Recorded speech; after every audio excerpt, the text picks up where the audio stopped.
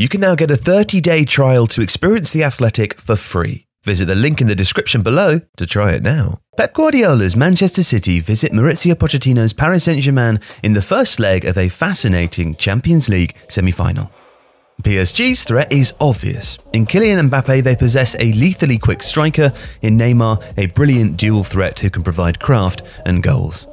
He'll try to drift into the space ahead of City's back line, while Mbappe will target the channel between the outside of one of City's centre-backs and the full-back. This season, he's been doing a lot on the opposition's right-hand side, but should Guardiola select Kyle Walker, who's quicker than Joao Cancelo, Mbappe could instead look to profit on City's left. Pochettino also has choices to make in midfield. Teams who unsettle City with an intense high press often look most likely to disrupt their extraordinary ability to build from deep. This could mean a change in system or personnel for PSG.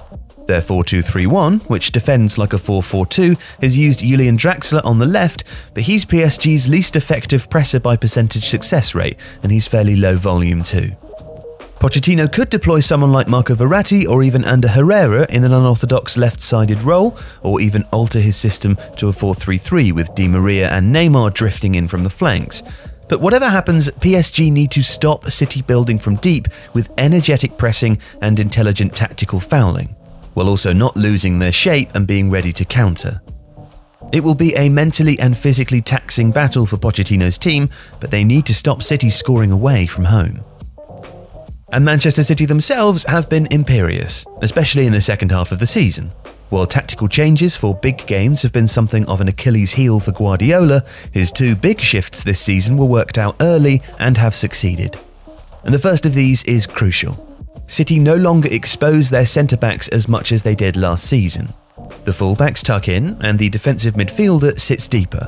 John Stones and Ruben Dias, the first-choice centre-back pairing, also play more narrowly, often sticking together as they fall back, which protects the centre of the goal and makes them less vulnerable to runs from outside to in. This will be especially useful against Mbappe, who thrives on such movement. The conundrum for City's defence is how to balance the high line needed by City to compress space for their own pressing game with the need to protect against Mbappe's pace.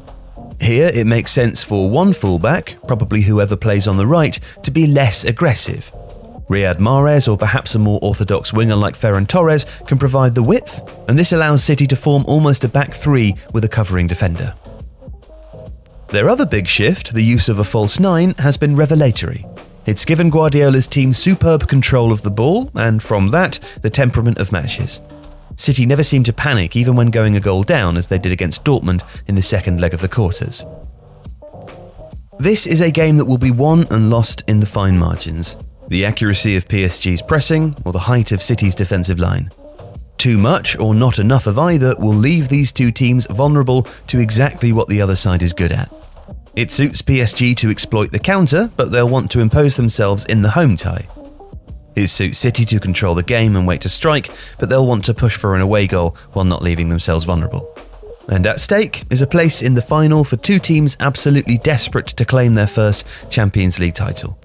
Getting this intriguing tactical battle right will go a long way to deciding who comes out on top.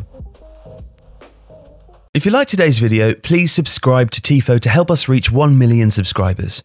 The Athletic is home to some of the world's best sports journalists, including David Ornstein, Daniel Taylor, Ollie Kay, Amy Lawrence and Rafa Honigstein.